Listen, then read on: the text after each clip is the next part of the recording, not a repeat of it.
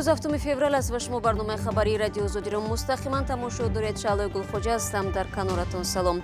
نخست توجه کنید به سرخطی موضوعات.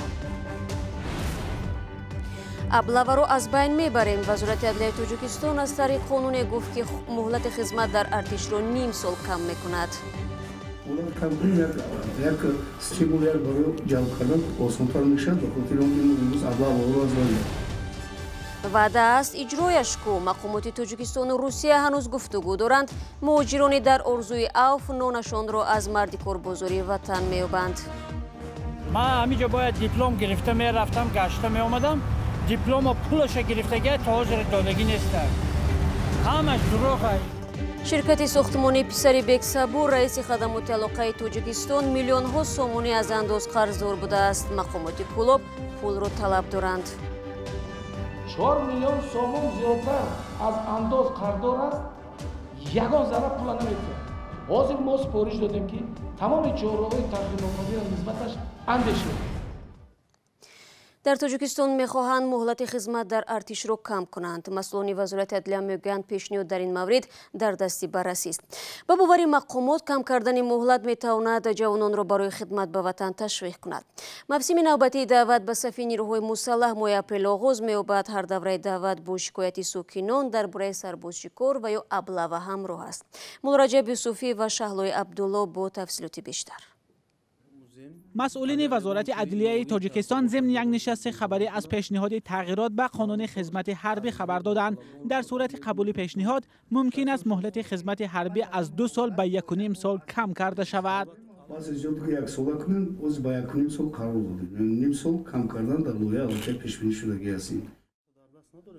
مقامات میگویند طرح قانون بعد موافقت با وزارت و اداره ها به دستگاه اجرایی پرزیدنت ارسال شده است و معلوم نیست که آن را کی برای بررسی به پارلمان میفرستند. در گذشته سازمان های جمعیتی پیشنهاد کردند که مهلت خدمت در ارتش کم کرده شود تا سرکشی از خدمت در ارتش و به زور و کشمکش به خدمت بردن آنها از بین رود. تشکیلات ما یک چند مرتبه پیشنهاد کرده بودند که مهلت خدمت حربی یعنی از 24 ماه به 12 ماه عوض کرده شود، چون که شاید همین چیز یک تکان بخشد که جوانان بیشتر خواهش خود اظهار کنند که خدمت حربی گذارند. و دومین مسئله در آن است که شاید مناسبت‌های غیر آیین‌ناموی در دوره خدمت حربی کم کرده شود. مسئولان وزارت عدلیه میگویند کم کردن مهلت خدمت در ارتش پیشنهاد وزارت دفاع می باشد. هدف پیشنهاد را همچنین شرح دادند. هرچی خوبتر جلب کنیم جوانان رو، مهلت کم کنیم یک استیمولر برای جلب کردن آسان‌تر میشد به خاطر اینکه ما امروز ابله رو از بین بریم. مقامات وزارت دفاع در این باره اظهار نظر نکردند، اما در گذشته گفته بودند موضوع کم کردن مهلت خدمت را می‌آموزند. مسئله کم کردن مهلت خدمت بیش از 5 سال است که بحث می شود. فعالان جامعه شهروندی میگویند کم کردن مهلت خدمت در ارتش در صورت اجرا شدن یکی از اصلاحات های مهم در صف نیروهای مسلح خواهد بود. در تاجیکستان دعوت به خدمت در ارتش سال 2 بار بهار و تیر ماه صورت میگیرد و در هر دعوت از 15 تا 16 هزار جوانی از 18 تا 27 ساله به خدمت حتمی عسکری جلب می شوند. اما ماهی نیست که دایر به بدرفتاری با سربازان و یا حتی مجروح و کشته شدن جوان گزارش نرسد. سازمان ملل نیز از دولت تاجیکستان خواسته است بدرفتاری با سربازان را از بین ببرد و ظاهرا این دعوت ها بعد از سالها به گوش مقامات تاجیکستان رسیدند. وزارت مهنت و مهاجرت تاجیکستان امیدوار است که وعده آفی تکراری مهاجران اخراج شده از روسیه عملی می شود. مسئولان وزارت گفتند این مسئله را ماه گذشته با یک گروه کاری از روسیه بررسی کردند. آفی احتمالی به صدها هزار مهاجر تاجیک امکان میدهد که دیگر باره برای کار به روسیه بروند، ولی به گفته سرورینوز روح‌الله و امردین اولیموف افراد رانده شده به این وعده چندان باور ندارند. اکثر این مردانی که در مردی کاربازار دوشنبه انتظار کارفرما نشستند مهاجران اخراج شده می باشند. بحثشان هم درباره مهاجرت و اوف احتمالی مهاجران است. وزارت مهنت گفت ممکن است آنها را روسیه اوف کند و دیگر باره به قلمروش راه دهد. اوفی که صدها هزار مهاجر آرزوی آن را دارند چون راهشان را دیگر باره به روسیه باز می کند. سفر رسولفی 49 ساله از آنها است که به وعده روسیه باور ندارد. این ساکن دوشنبه سال گذشته از روسیه اخراج شد. هرچند میگوید قانونی و از جانب اداره شغل اهالی به مهاجرت رفته بود. این دفعه از شغل اهالی بردن، منم خیلی کیدت کردن، من همش قاعده کردگی بود. ساختمان 24 اتاژه من سیمین تو قم با پشتارم برآوردگیم. این پدری سه فرزند که تامین والدان سالخورده اش هم به دوش او است، بعدی اخراجش از این مرد کاربازار روزگارش را تامین میکند. خیلی شکرانه خدا، یه روز نشد یه روز میشه، منم خیلی زندگی دارم. در تاجیکستان بیشتر از 270,000 نفر هم تقدیر سفرند و بسیاری از آنها بعد اخراجشان از روسیه با مشکلی روزگارشان را پیش میبرند.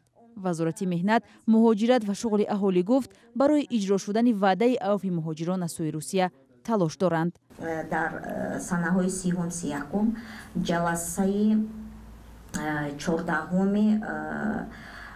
گروه کوری مشترک تاجیکستان و روسیه برگزار گردید و همین مسئله را ما در با نماینده های فدراسیون روسیه بررسی کردیم، لیکن ما امروز این در نظارت قطعی رهبریت وزارت است.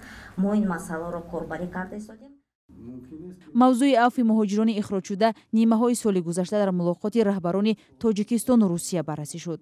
مسئولین وزارت مهنت و مهاجرت گفتند به مهاجران اخراج شده کمک میکنند. سازمان بین‌المللی مهاجرت ما لایه‌های زیاد برای دستگیری شهروندان داریم که در جمهوری تاجیکستان وارد شدهشون منع شده است، دیپورتاسیون شدند. با دیگر تشکیلات و همچنین در اساس برنامه مساعدت به شغل اهالی برای نوع کسب آموزی رایگان، با جای کار تامین نمودن، دادن قرض‌های امتیازات، یعنی این کاتگوری شهروندان یکی از کاتگوری هستند که حقوق افضلیت‌ناک دارند در بازار مهنت مطابق برنامه مساعدت به شغل.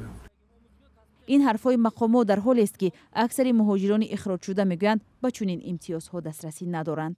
من همینجا باید دیپلم گرفته میرفتم، گشته می آمدم، دیپلم و پولش گرفتگی تا حاضر دادگی نیست. همش دروغه. حالا اکثر مهاجران در آرزوی اوف روز خود را در انتظار کارفرمای اینجا سپری میکنند تا شام برای خانواده های خود نان پولی کار کنند. سروینازی روح‌الله، امردین علیموف، آزادی، دوشنبه.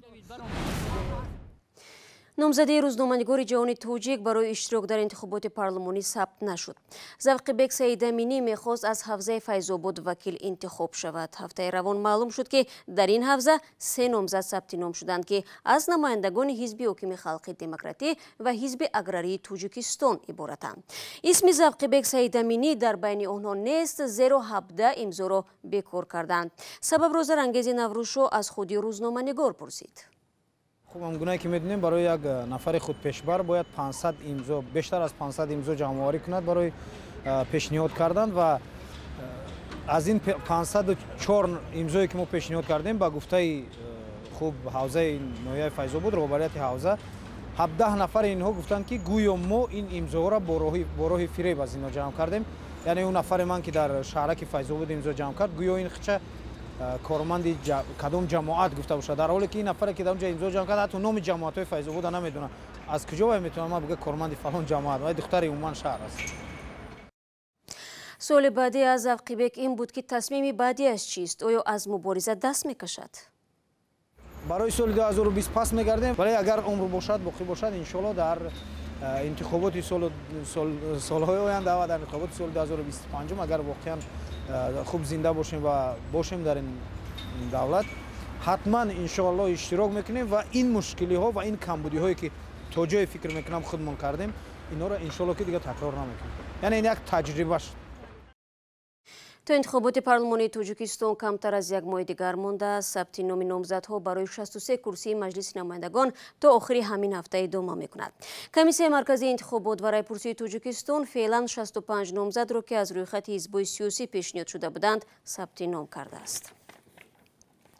مقامات کولوب شرکت ساختمانی کامل 2010 را به نپرداختن میلیون ها سومانی پول قرض انداز متهم کردند. شرکت مذکور به پسری سبورро رئیس خدمات علاقه مربوط است و در دوشنبه و کولوب چند بینای معمولی و استقامتی می‌سازد. شهرداری کولوب گفت همه چاره‌ها را می‌اندیشند تا شرکت مالیات را سپارد وگرنه از وسیله‌های دیگر کار می‌گیرند. گزارش محمود رحمتزاده را شادمان یتیم تقدیم می‌کند. مقامات شهر کولوب گفتند که شرکت ساختمانی کامل 2010 4 میلیون سومانی انداز را نپرداخته است. این شرکت به پسر بیگ سبور رئیس خدمات علاقه تعلق دارد و نسپاریدن انداز سبب اجرا نشدن درآمد بودجه شهر شده است. بیگ سبور 4 میلیون سومون زیادتر از انداز قرضدار است. یگان ذره پول نمیتیم. حاضر ما سپارش دادیم که تمام چهارراه‌های تأخیر ناپذیر نسبتش اندشیم. چون که دیگری خیلی نمیشه. شهر دوشنبه را ببینید نسبتش چیکار کردن. تمام ساختماناش رو من کردن. ما هم خیلیش میکنیم. بس بدگی یک خوجا احراری ولی دیگر با او کس پیدا شده است. نمایندگان شرکت ساختمانی کامل 2010 در صحبت کوتاه تلفنی گفتند قرضشان را پرداخت میکنند اما جزئیات دیگر ندادند. خبرنگاران رادیویی آزادی در شهر دوشنبه 2 دفعه تلاش کردند که با بیگ سبور در این باره صحبت کنند و سبب قرضهای جمع شده را بپرسند اما قبول نکرد. شهرداری کلوب گفت نسبت به بیگ سبور همه چاره ها را اندیشیدند تا با خواهش خود قرض را سپارد. با شبکه‌های برق گفتم که برقش خاموش کن. با کاری آب کورش محکم کن. نمیمونه میشه همین گفت چون کلاپانی هواگیریش محکم میکنیم کنیم ببینیم چیکار میکنیم. هفته گذشته رئیس کمیته معماری و ساختمان تاجیکستان نیز به شرکت کامل 2010 هشدار داد که کمبودها را در ساختمانهایش اصلاح کند وگرنه در مدت کوتاه اجازتنامه فعالیت آن باز پس گرفته می شود. انتقاد مقامات کمیته معماری و ساختمان بیشتر سر بیناهای بلند آشیانه محله ظرفشان پایتخت و 2 بینای دیگر در کلاب بود. بیگ سبور یکی از منصبدارانی است که در برابر کار دولت به تجارت مشغول است و همین موضوع مایه انتقاد او می باشد. یک محله در غرب افغانستان محله بевазанҳо меноманд. 10 زن در دههای ادرسکان ولایت هرات شوهر ندارند چون آنها را هنگام قاچاق مواد مخدر کشتند. تقدیر این زنان را در گزارش طاهری سفر می‌بینیم. تقریباً 50 زن این دهه افغانستان بیوه ماندند. شوهران اکثریت آنها را هنگام قاچاق مواد مخدر در مرز ایران یا برای فروش هروئین یا تریاک در قلمرو این کشور قتل کردند. شوهری همیرا مواد مخدر برده دیگر برنگشته است. 12 نفر خاص شوهر مرکت کرد برفته. اینا گرفته شده خبر مرگش رو به ما دادم. همیرا 6 فرزند دارد و با لباسشویی روز می‌گذراند. این حال امی صاحب امی کودک‌ها امی چیزهای دیگه. این بهها بالیم کودک‌ها خانه دیگه کسی چیز نیست. دیگه کسی کمک به ما داد. سعدی گل و کلینش هم شوهر ندارند. شوهر که برای مال قاچاق کرد کشته شد. حکیموی بموند. بازم بچه‌های ما گوشنگی ابینوی برفتم. اینا مواد مخدر بردم. اینا کشته شدم. حال ما به و بی سرپرست قصد آقا را خوابم. فقط جسدی بعضی ها را آورده اینجا دفن کردند. عبدالعلی فقیریار رئیس ناحیه ادرسکان میگوید مقامات مردم اینجا را فراموش کردند. هیچ کس نبوده که به داد از این مردم برسه، با مشکلات از این مردم برسه، حتی از این مردم کسی پرسان کنه. یک تعداد جوانام که بمونده تا به آخر رفته به ایران و گیر آمده و اونا رو اعدام کرده و مشکلات آمده که تا حال نی اجساد از اونا معلومه، نی جسد از اونا کسی دیده و هیچ کس ندیده که اینا چی شده سه. ادرسکان در ولایت هرات یک راه قاچاق مواد مخدر به ایران به شمار می رود. دیگر به گفته ساکنان این دهه کم کسانی یافت می شوند که جان خود را برای فایده از قاچاق مواد مخدر به خطر بیاندازند. و طبق اطلاع رسانه‌ها هیئت‌های کمیسیه بین‌الدولتی تاجیکستان و قرغیزستان به هدف علامتگذاری و مشخص کردن مرزهای دولتی دو کشور ملاقات کردند. خبرگزاری روسی اینترفاکس میگوید این ملاقات روزهای 4 و 5 فوریه در شهر اسفرای تاجیکستان برگزار شده است. این خبری آخری برنامه امروز بود. تا ملاقات بعدی در هفته نو بینندگان عزیز شما می توانید شبانه روزی خبرهای تازه را از وبسایت رادیوی آزادی بخونید.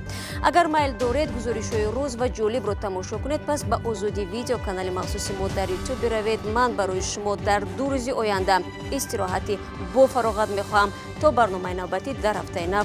خدا نگهدارت.